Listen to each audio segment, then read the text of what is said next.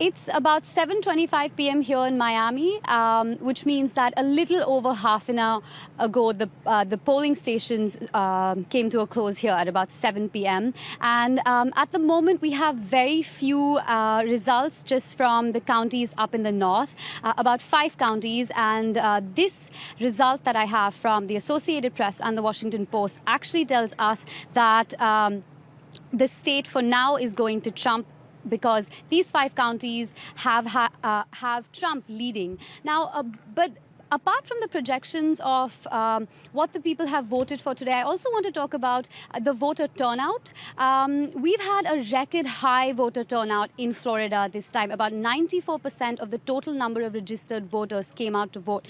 And we saw this even in the early voting period, when about 6.3 million people cast their ballot even before voting day. So Floridian voters have really come out and voted in strong numbers. Now the results are coming in, and very quickly, over the next half an hour or so, we'll know where more and more of these counties are swinging towards. Of course, just to remind you, Florida has about 67 counties, and at the moment, I have results only from about 5.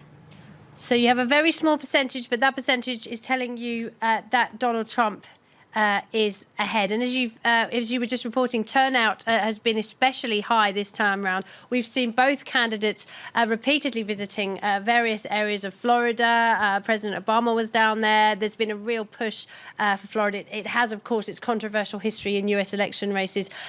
We were just talking about the Hispanic vote in Florida. Is this going to make a difference?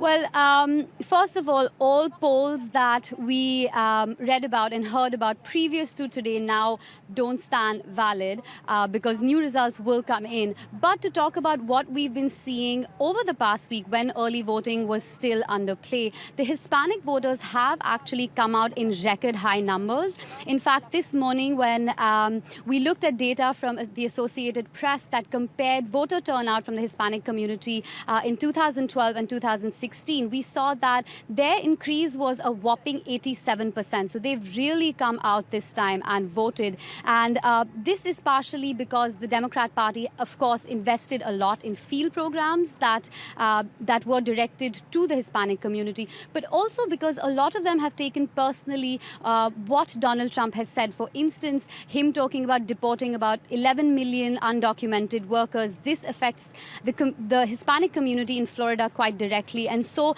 they've sort of taken a stand this time, come out to vote in large numbers. And of course, most of these, as the polls show, have been towards the Democrat Party. As the counties from the South and Miami-Dade tally up, we'll know if their vote has really made a difference and if Clinton will once again be able to take Florida away from Trump. So what time might we expect to find a result from Florida, in your view, Sarabi?